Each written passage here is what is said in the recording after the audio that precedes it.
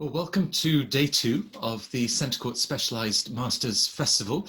If you were with us yesterday, we had an incredibly full, rich day with admissions gatekeepers, with careers makers, with alumni, with deans.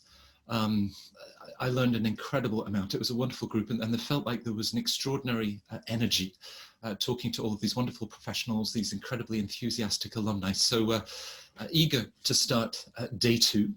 And I'm joined for our first panel of the day, which is going to have a careers focus, looking at the Masters in Management. I'm joined by Marie Cortois, who is the director of the Career Centre at HEC Paris. In sunshine, Marie, it's lovely to have you with us. Thank you. And also Kira Hughes, who is an MBA and Masters career coach at the London Business School. So, you know, we start as we mean to go on. We've got 2 of the world's top business schools, and certainly when we look at the Masters in Management, you know, these 2 schools really lead the pack. My problem, of course, both of you, I'm 22, and I was told a few years ago that I would never become a professional cricketer. I tried my hand at the circus, but they said that wasn't going to work out. So, you know, what am I going to do with my life? Well, hopefully for the next 60 minutes, we'll find lots of things to do and to talk about. Perhaps both of you, we can just start with the Masters in Management, which is just seeing a surge in popularity, certainly for world-class programs like yours. Why do you both think, Marie, starting with you, why do you think that this program, this MIM, as we describe it, is proving to be such a popular choice for aspiring graduate students? Oh, many reasons here. I think that for me, the main one is the all-roundness, the complete skill set that this program provides to students, both in terms of technical skills and soft skills. It's key, and this is what we get from our students. This is the feedback that they give us. Right. Now you're attracting a very diverse, a very eclectic mix. This program is not just reserved for somebody that studied a STEM, technology, engineering subject at undergrad, you know, art history. They could have even studied business at undergrad. What do you think they're now looking for as they sort of orient the first early stages of their career? During a MIM, or yes, to then return, you know, quite quickly in the early stages of their career to study for a Masters in Management. At HEC Paris, our MIM degree program is in 2 to 3 years, and this is the very specific thing that attracts students. So we have a first year, which is very generalist, business foundation. The second year is specialization. And in between, you can, and most of the students are doing that, they take a gap year where they can do internships or personal projects. And this, as I said, this all-roundness experience is really what's attracting students to keep on, to join the HEC Paris Masters. So it's a 3 year or 2 years, and others are shorter. But again, it's the experience and going deeper into the business topic. Right. Well, we'll talk more about how an internship can then you know, shape what comes as they graduate. But Kira, you know, London as a city, incredibly international. LBS as a school, similarly. So again, you know, you're seeing record demand. What do you feel is driving that demand? Yeah, so I think, as Marie said, that whole rounded education that they get with regards to the MIM is a massive attraction. I think differently to HEC at London Business School, it's a 1-year program, so it's kind of accelerated and crunched. Yes, there is potential to expand it to 16 months. But I really think for the majority of the students, it's formal business education. Yes, some of them may have studied business administration as an undergraduate, but coming to an institution like LBS, where it's postgraduate only, you get a very different education experience. You can take some business classes that you may have done as an undergrad far deeper than you did there. And it's also, I think it's that connection to the postgraduate network within London Business School. So this whole MBA, executive MBA and Sloan students that we have here that really attracts students to do the MIM at London Business School. Now with that mix, Kira, sort of you've got Sloan students that are mid-30s, early 40s, you've got the MBA students late 20s, early 30s. Is there a lot of interaction and possibly for the Masters in Management students to sort of connect with those groups that have already several years or quite a few years of professional experience, and they themselves can be mentors or a source of guidance and advice? Oh yeah, absolutely. I think through everything, whether it's through academics, admittedly once they start choosing electives, so later on from the core courses that they study in the first term, but when you choose an elective, you're going to be in a classroom, whether it's a Zoom room at the moment or whether it's on campus with the hybrid teaching, but you're going to be in a classroom with MBAs and exec MBAs, and whether it's through all the club activities. So our early career students get as much opportunity as our MBA students to apply for exco positions on the 70 plus clubs that are available to students. So they mix with those. And we also have a formal mentoring program. So we're actually, it launches in November, where we invite MBAs and our experienced Masters in Finance students to mentor our MIMs, our Masters in Analytics and Management, as well as our Masters in Financial Analysis students. And they have a one-on-one mentoring relationship, structured program throughout the course of the year. It's one of the biggest draws to London Business School. And it was definitely a concern when obviously COVID hit and we all moved back home, studying from home in lockdown. How are we going to continue to ensure that our students get to access all of these amazing networking opportunities when you don't have the serendipity of going to our coffee room and chatting to someone or leaving a lecture hall. And it's something that we worked hard on over the summer as a cross school, so with faculty, with members of our professional development team and with Career Centre to develop a cross-school networking module that really focused for our students on educating them around the importance of networking, but also how they can do it within an online context. And Programme Office, Career Centre, we continue to put on, I suppose, virtual networking opportunities for our students so that that can continue despite the challenges that we are facing at the moment. Right, this is the generation of the digital natives, so perhaps doing so much virtually and you know how everybody's adapting. Now at HEC Paris, of course, Marie, the school is kind of the who's who in European business. I think, what is it, nearly 25% of the CEOs of CAC 40 are HEC graduates, which sets the bar very high, perhaps also high expectations.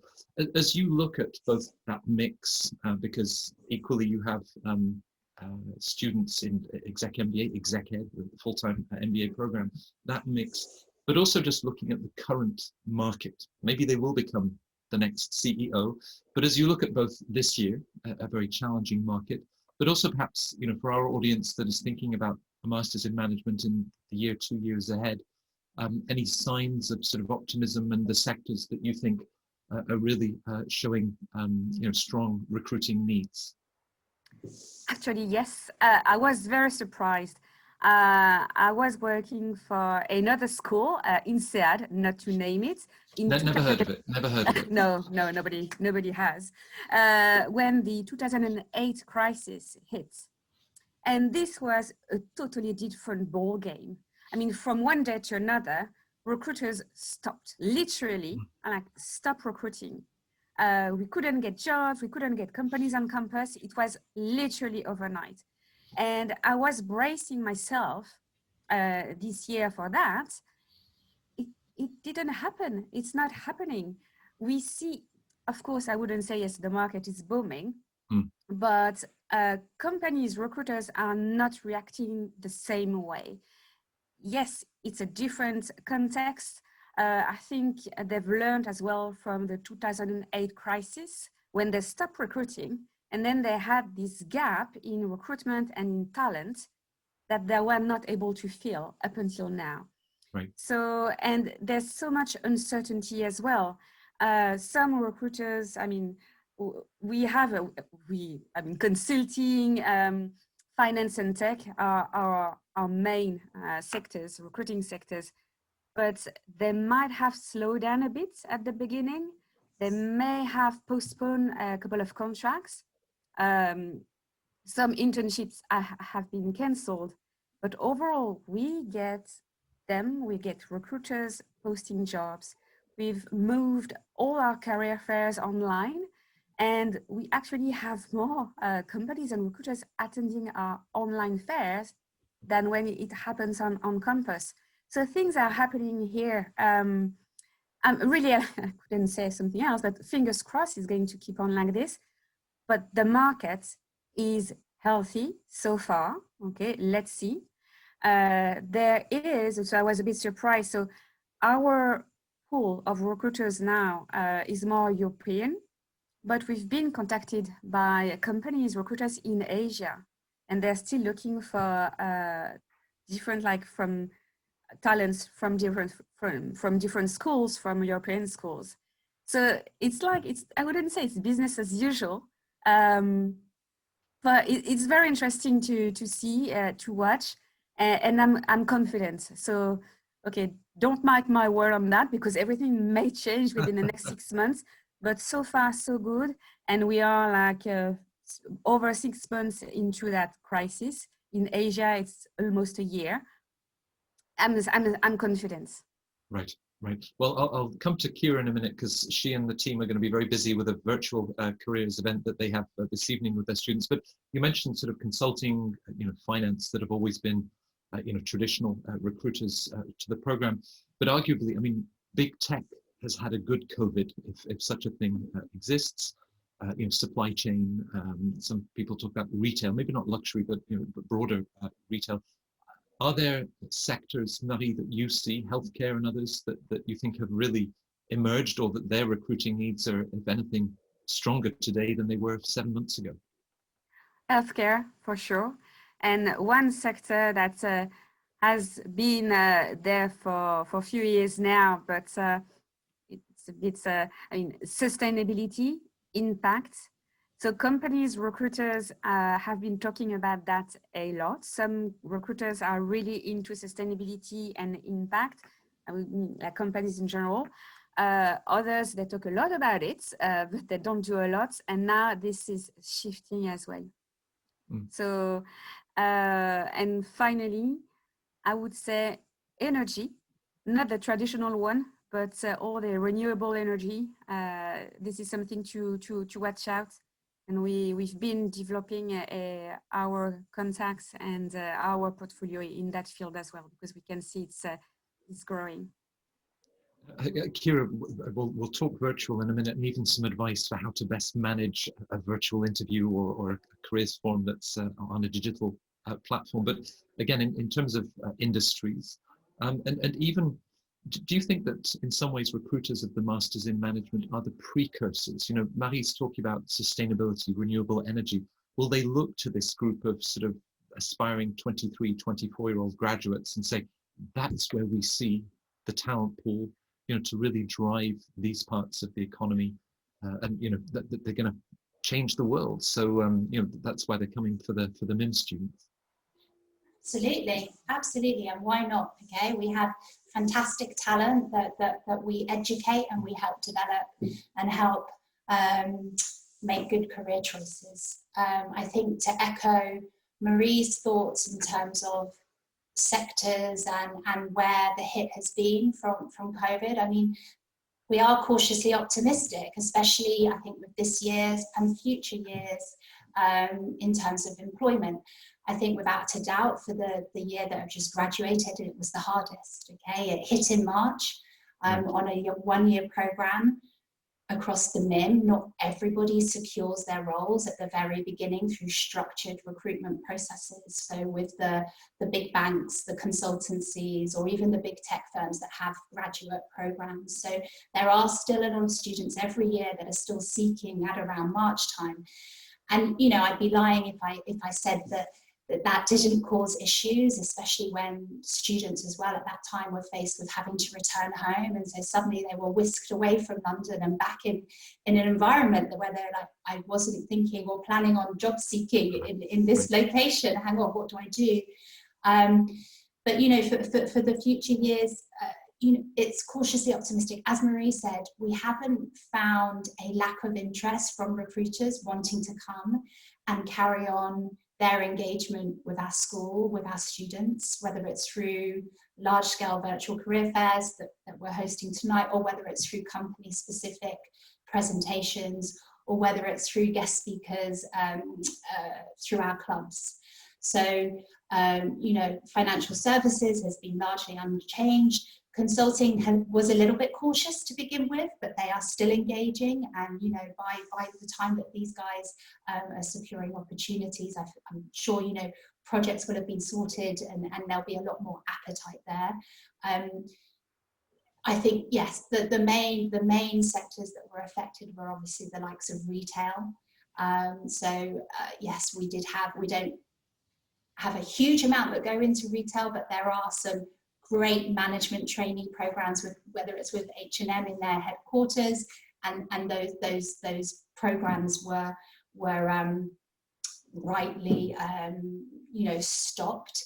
But in terms of e-commerce and any retail that has a strong e-commerce platform, and that call for data skills and analytics is a lot stronger as well, which I think suits a lot of our graduates, whether it's a MIM or whether it's on a more analytics focused master's program.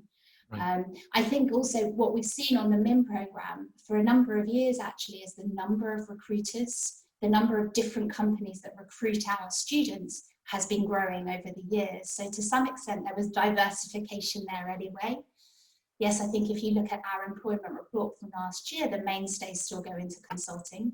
I think it's that natural sector for a master's in management student, but there's a whole raft of other recruiters outside of consulting, across finance, across tech, across diversified sectors. So I think to some extent we were not protected, but the fact that we have diverse relationships with lots of different companies across different sectors is a good thing. Right. And Marie was mentioning that companies from Asia that are reaching out to HEC for a virtual career fair tonight, or just more broadly, is there this sort of silver lining of an expansion of reach where it's not limited to on campus in Regent's Park or at Jouy-en-Josas, but now people say, hey, there's a great position that's come up in Thailand or Johannesburg, and I'm interested. Yeah, absolutely. I think we've always advertised international job opportunities. I think people do think of London's business school as being focused on London, and obviously the majority of our students come because they want to secure a position in the UK, but a good percentage of our students secure their positions, whether it's within Europe, within Asia, with our GMIM, our Global Masters in Management program, and the connection with Fudan. There's always been a strong ties within China and other Southeast Asian countries, and even Dubai and the Middle East, sort of taking growing numbers within consulting as well. I think also, the opportunity that has come out of this terrible situation is that we were forced to open our minds in terms of how we present opportunities, present networking opportunities.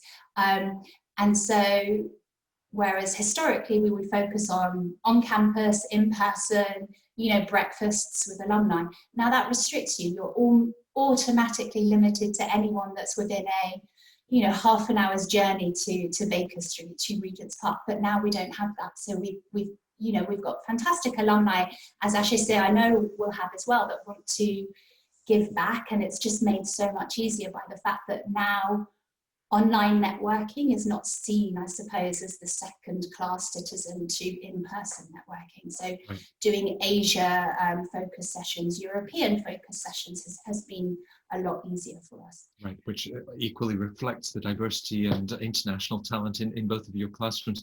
Marie, yesterday your colleague Sophie reminded me that you've been running the master's program for 139 years, and I guess with international students, certainly in the last 30. Now that creates an extraordinary alumni network. Kira was just talking about how can I give back?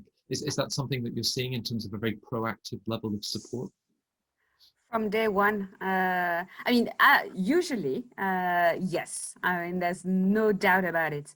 Then when we were hit by the lockdown in France, and some students were basically seeing their opportunities to do an internship fade away, the alumni were there. They were there to support the community. It was very easy to organize sessions with them, networking sessions, workshops, etc. Within a very short notice, wherever they were in the world, because it's an hour of their time. And also what we've seen, and we still see it actually, is the alumni were very much there to support our students financially. They made gifts to support our students who lost their internship and couldn't, for example, afford housing and daily life. So from the get-go, they were there. They've been there all along, but their extra support was just fantastic. I mean, it's wonderful that, in such challenging and uncertain times, I know people that haven't left their house or only left their house a couple of times in the last 7 or 8 months. I wonder who that could be.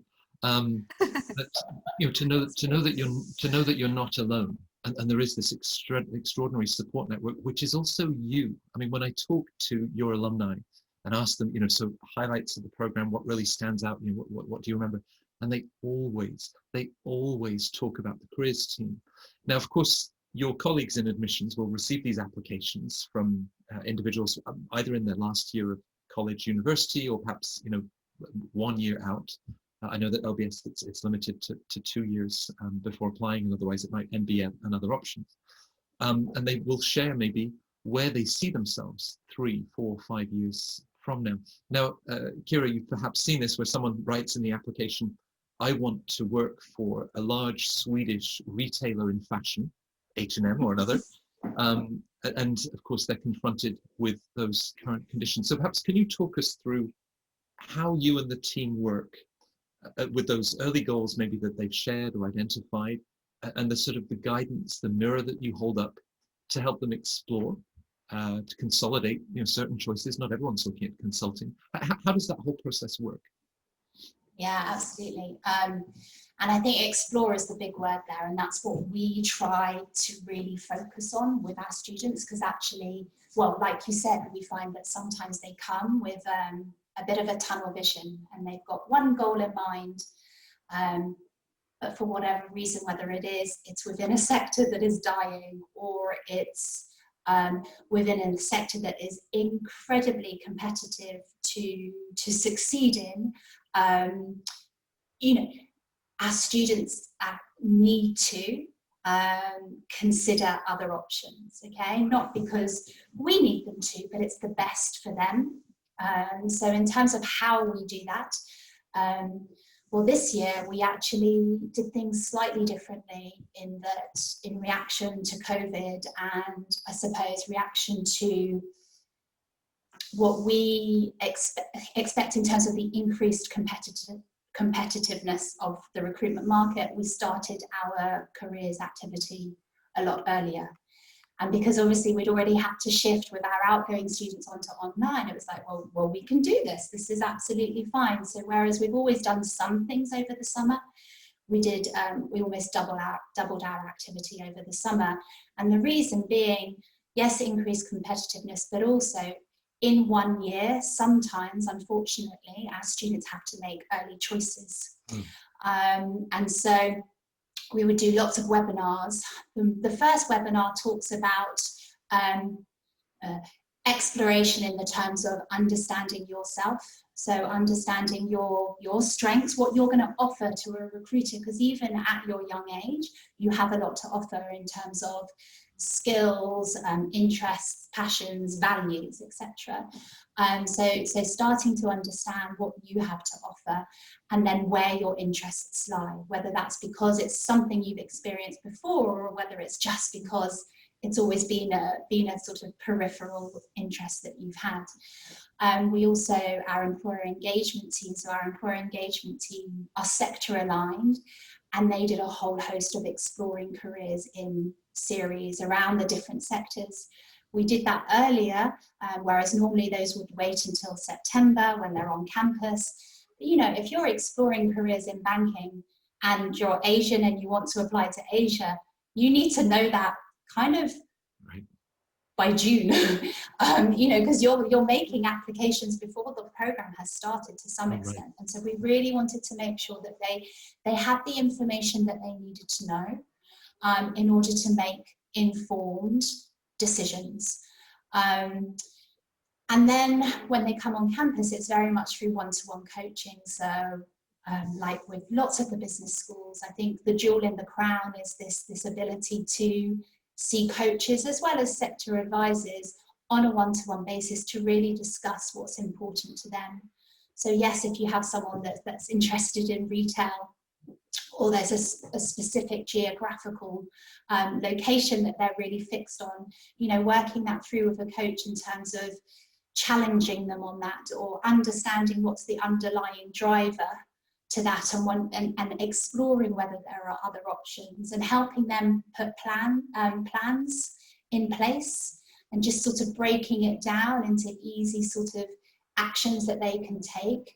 I think is a way that we help and support students to open up their minds, consider other options, but also, again, like I said, make decisions. And I think a lot of our work is actually helping them have the confidence to make decisions.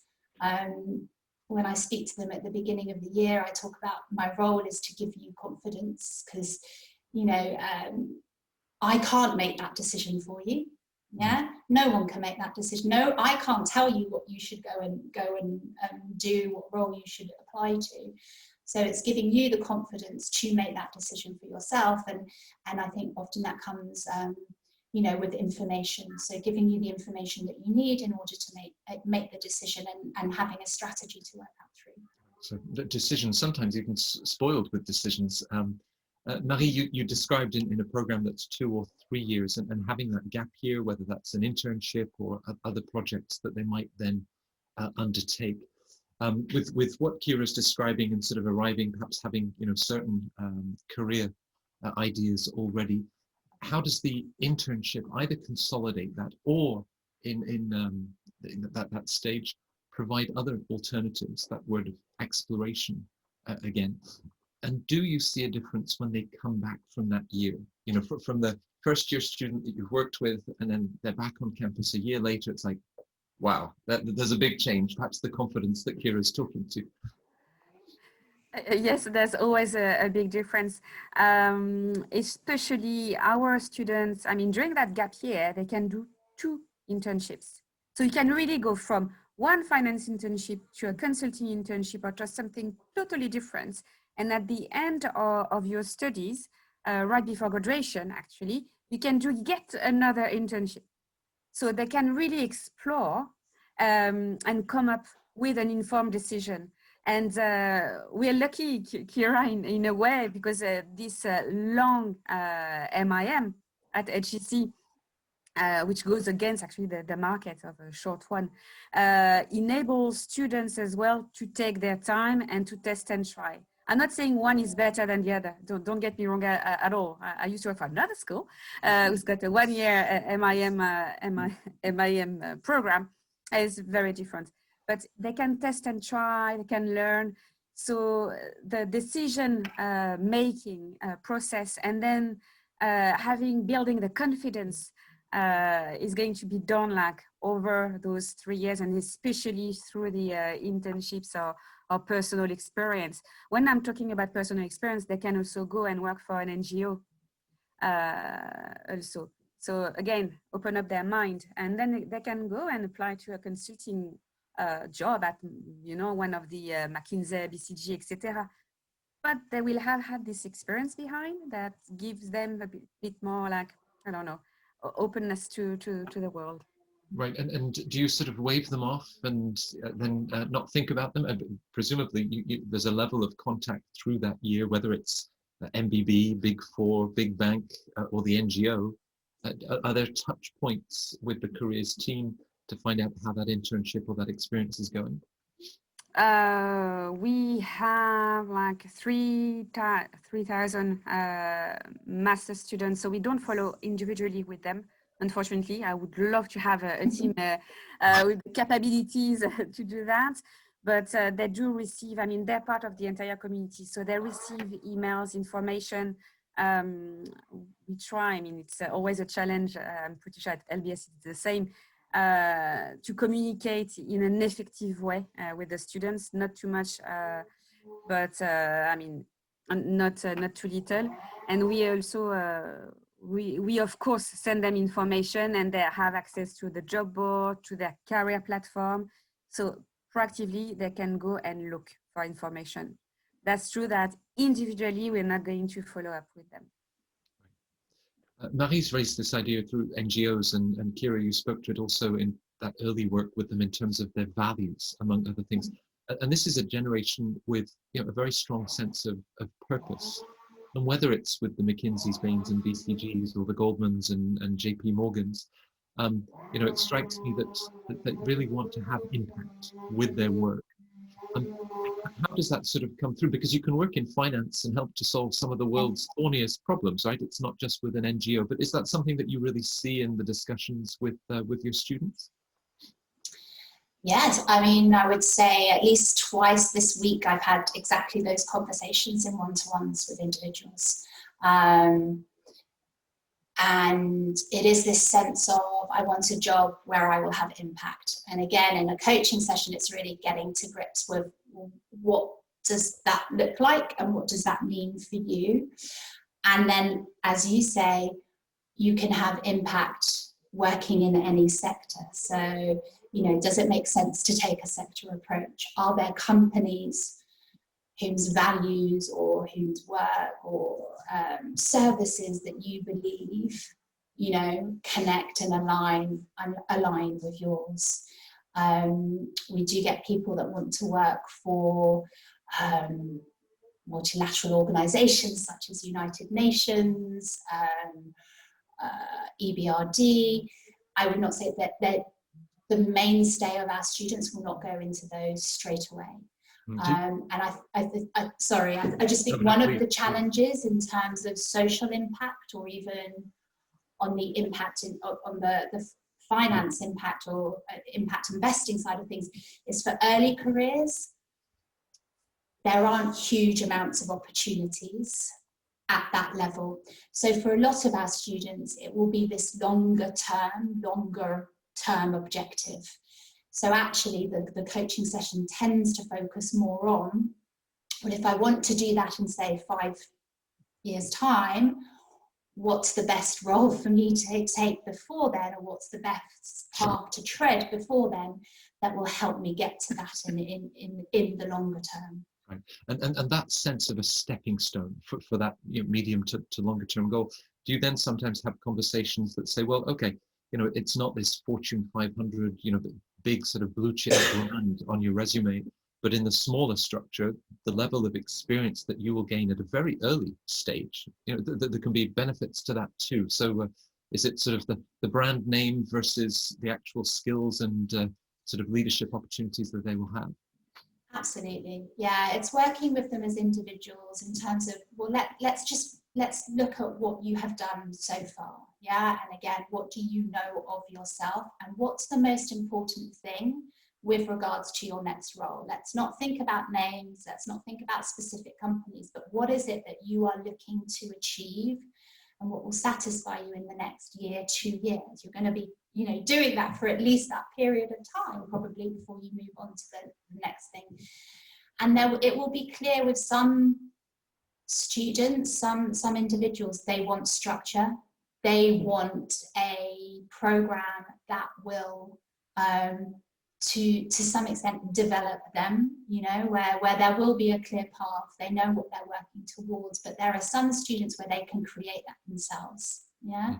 So it's really trying to show them that even if you don't get into a McKinsey or a Goldman Sachs or a Google, Yeah, you can still have a fantastic career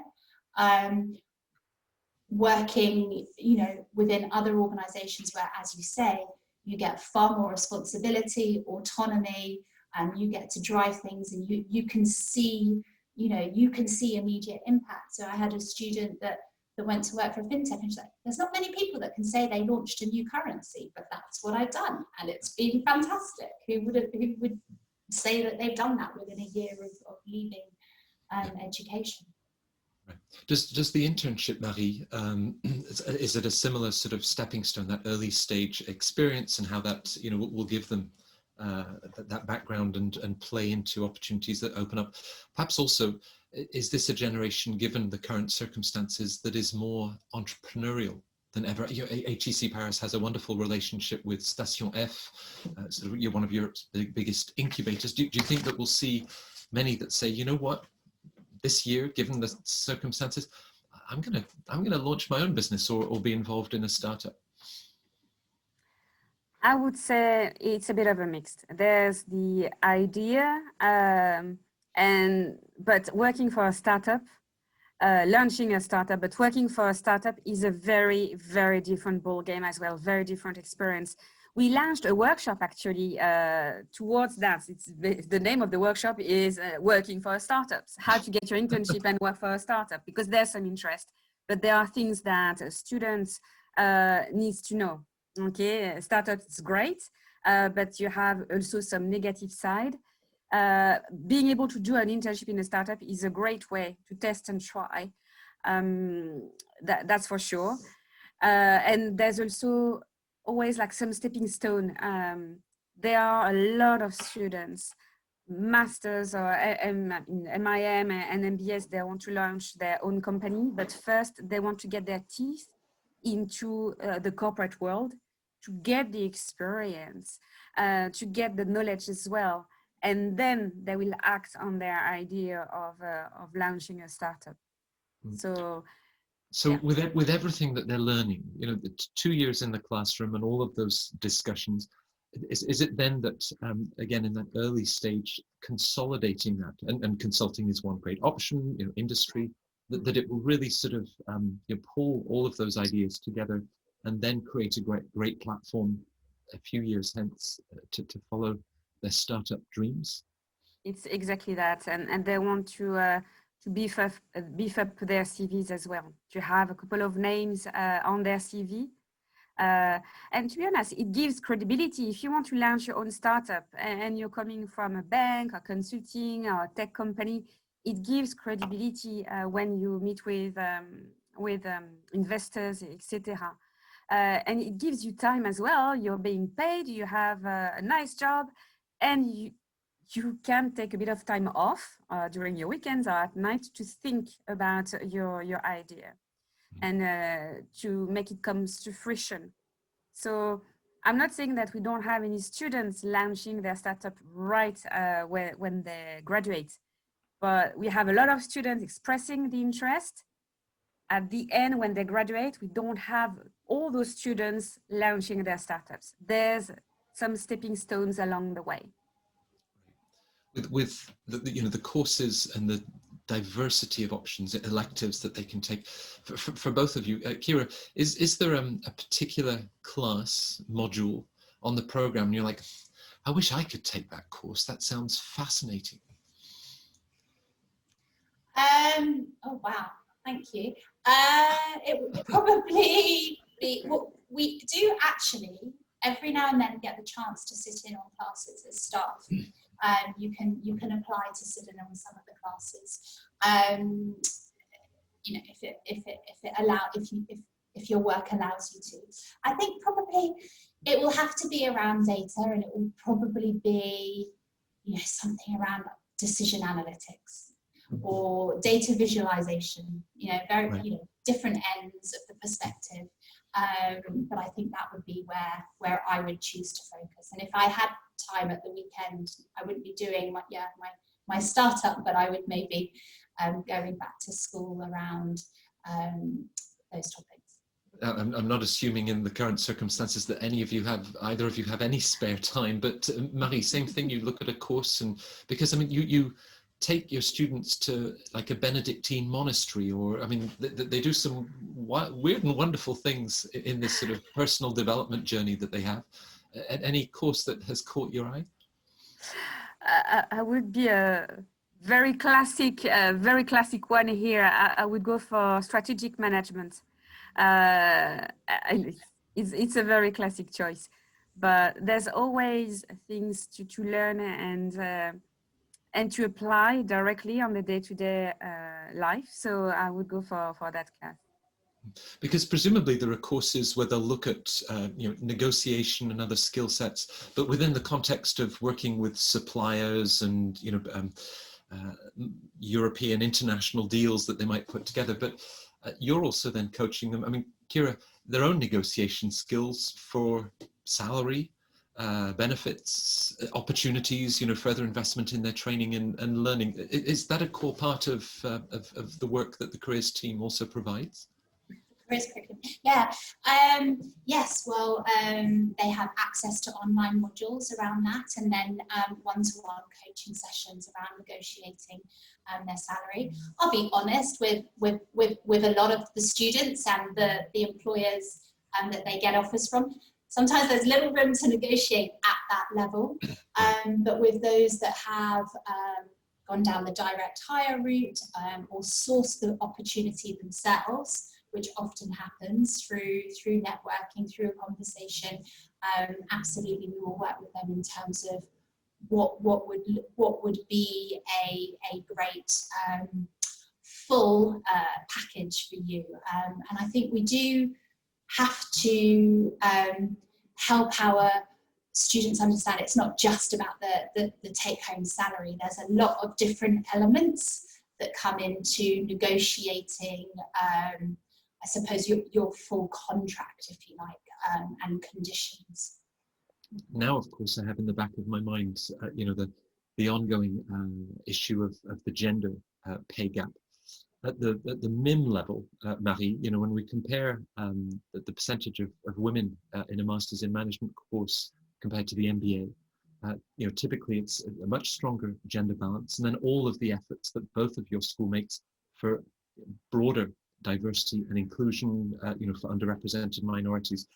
So as you have conversations with recruiters from tech, male-dominated industry, finance, male-dominated industry, from all of these different fields, do they look at HEC and say, well, what's fantastic is that you have this wonderful pipeline of whether it's, female talent, minorities that we have not been able to reach? Is that a sort of a conversation that you have with recruiters?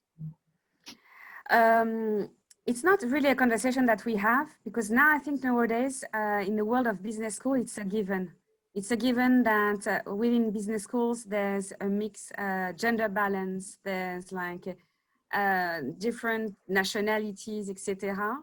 So for recruiters, it's a given as well. I think it would be the opposite. I think recruiters would be surprised and would raise the question, the issues, maybe if they would notice like a high percentage of one gender and not the other.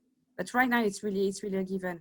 And we do organize on campus, we do organize, and recruiters organize like gender specific workshops, like finance, for example. They really want more women joining, young women actually.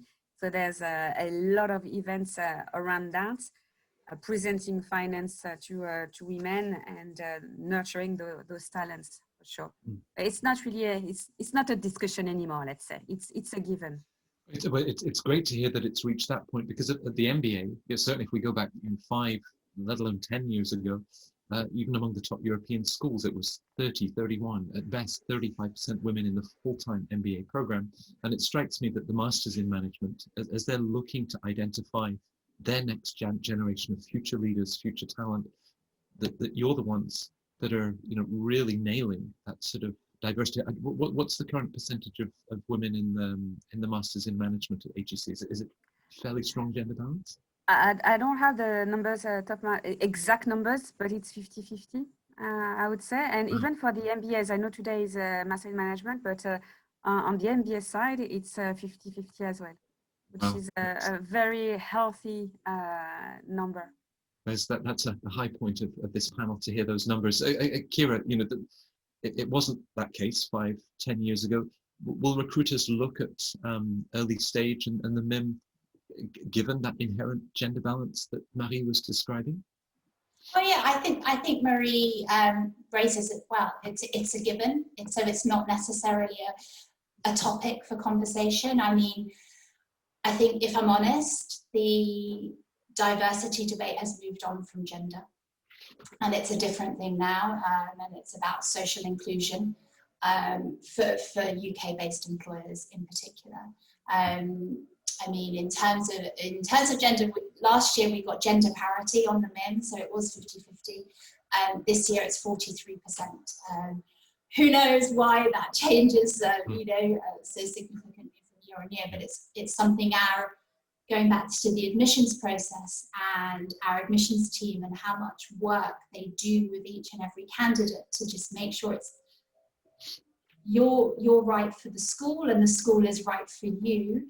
It's looking at that whole balance in terms of gender, undergraduate background and diversity within that, because also for employers it's about cognitive diversity. It's actually, we don't want people necessarily that have just studied one thing through and through. We want diverse perspectives.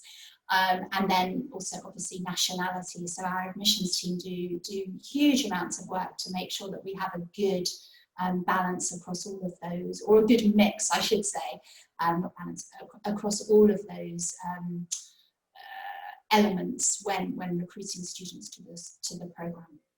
Well, when Credit Suisse is not the only European bank with a black CEO, and we don't make a fuss because Citibank is the first major investment bank to hire a woman CEO, then your job is done. I mean, right now, it strikes, you know, you are the sort of the seeds of that pipeline as we look at the C-suite and the work that still needs to be achieved there. And the companies are looking at HEC, they're looking at LBS and saying, yeah, that's the pipeline. So, you know, to have reached that level of diversity that you achieve is phenomenal. Where do we go from here? The international component, because as we look at a job market, and you were talking about Dubai and China, the fact that you're bringing together you know, individuals from all over the world, Marie, how does this, do they again take it as a given that they've just spent 2 years studying with people from 47 other countries, or do recruiters say, well, no, we see the global mindset that brings them. We're a multinational, and therefore, you know, you bring this international dimension that's going to serve them so well in the sort of career that we imagine for them. I think HEC has made the transition. You know that it's a very old French school that was very French, and a few years ago we took a different route, being more international. It's pretty early in the entire 100 and something years old HEC, but recruiters are totally on board now. They're there, they understand it's an international population. The career team is doing a huge job in reaching out for international recruiters as well. So overall, yes, today we're going to run the Germany career fair. So with German companies based in Germany. Thank you, Zoom. And so yes, the international components and international recruiters are there, and they appreciate the diversity of HEC Paris students. That's of course, that's great because it was a shift. It was really a shift that I think is quite successful so far. And whatever individual sentiments we might have about Brexit, the fact that it's then both in terms of a sort of a skilled migrant visa that the UK government is moving towards, has that made the UK a very attractive destination for applicants to LBS who then imagine their careers, you know, perhaps starting in the UK after the program? Oh yeah, absolutely. I think I'm just looking at my stats. So on our MIM program this year 46 different nationalities, and that would be, you know, representative of the average year. So we've always attracted a large, diverse group from different geographies, and I think that's probably one of the most common reasons why people say that they've chosen London Business School, because even though we're in London, London is very much known for its open-mindedness, and I think one of the questions you sent in advance is like, what will recruiters, what do you think they benefit from students from your school? And one of the characteristics, I would say, it's maturity, but it's also open-mindedness. Like I said, the admissions team work hard to get that diversity onto the program, and then it doesn't stop. So when they're put into their study groups, the mix within your study groups is really carefully considered, so that again, you're working with people that come from different backgrounds, whether it's nationality or whether it's undergraduate background. And yeah, I mean, you'd have to ask our students, but I do think that they really benefit and they really appreciate that. It's hard, by no means is it easy. You know, it's kind of a bit of a baptism of fire to some extent. You're kind of thrown in, but we do, the program office put on diversity workshops, unconscious bias workshops. There's training around how to work effectively within a group. And you know, you can have check-ins on the MIM program.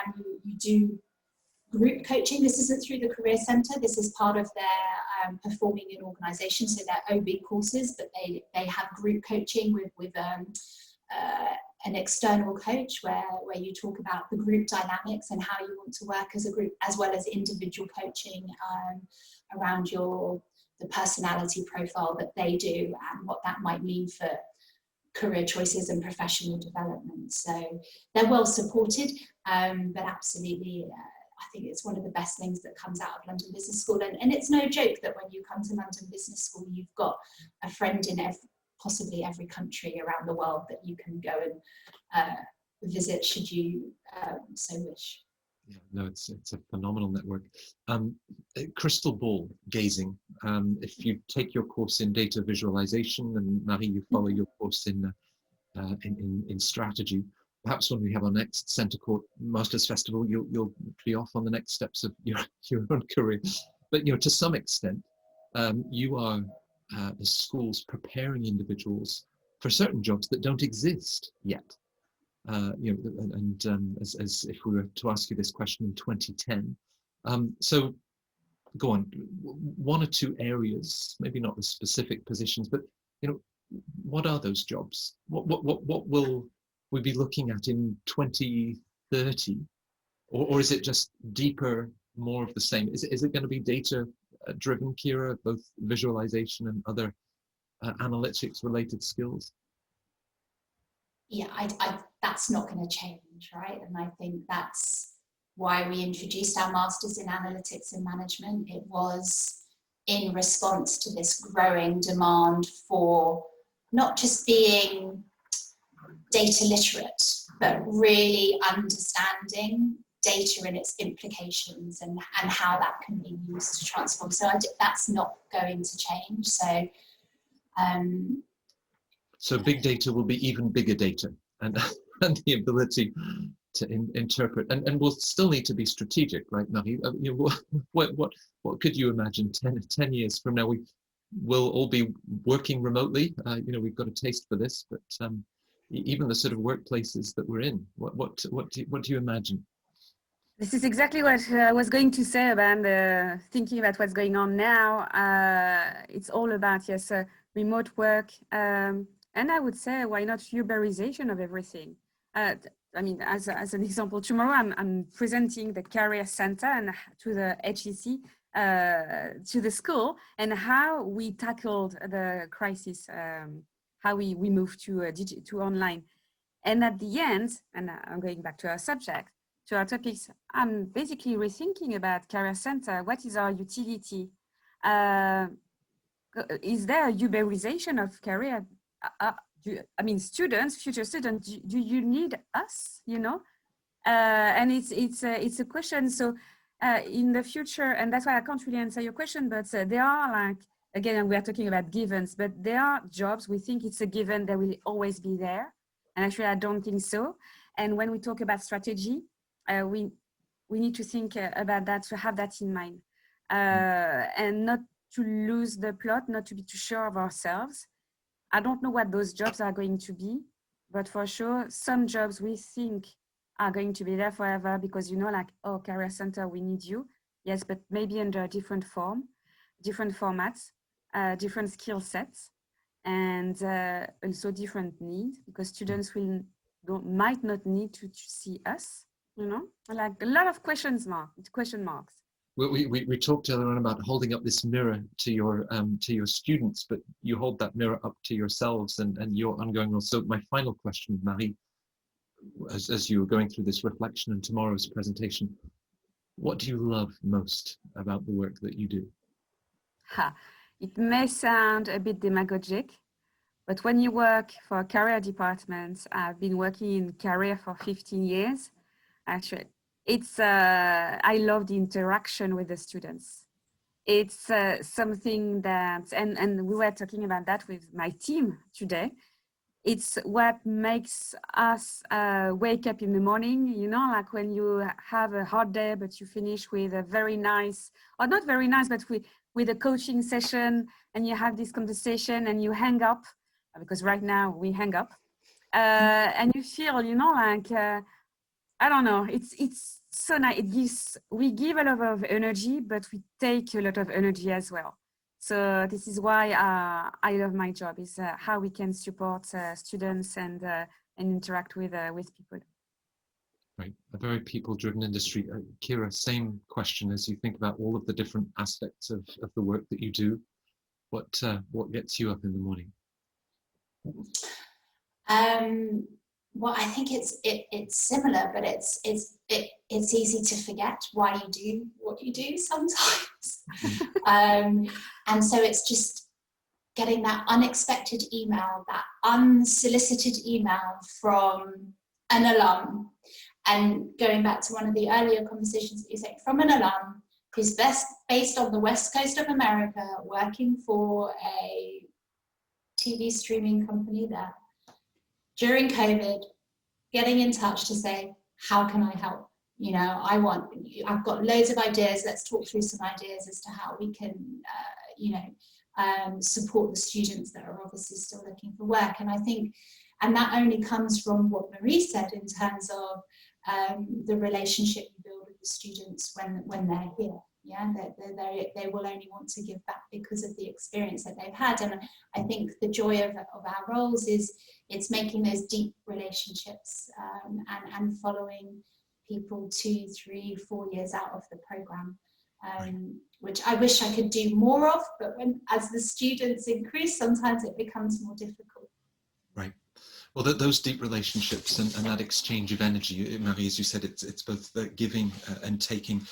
Schools in recent years with MOOCs and other digital platforms, of course, have been able to deliver masterclasses with their professors, all sorts of things that perhaps help future applicants to get some sense of the personality of an institution. And I feel that one of the absolute highlights of the Centre Court Festival is these sort of panels to give a voice to you, what you do, because the sort of impact that you're having on people's lives is wonderful for me to witness. I feel very privileged and certainly very grateful for the last hour that you've spent sharing so many of that energy, those thoughts, insight. Good luck, Marie, with the presentation tomorrow about the Uberization of careers. And if in the coming week or two there is one of those bright autumn days in London, you do go out of the house, Kira, for a walk in the park. I have 2 dogs, so don't get me wrong. I do have to walk them every day. Yeah, they wouldn't let you not take them out. But thank you, both of you, and I'm sure that our attendees have really, really appreciated this, and will have questions for you and your colleagues. So, thank you both of you for your time and joining us at Centre Court. Thank you. Thank you very much. Thank you, Matt.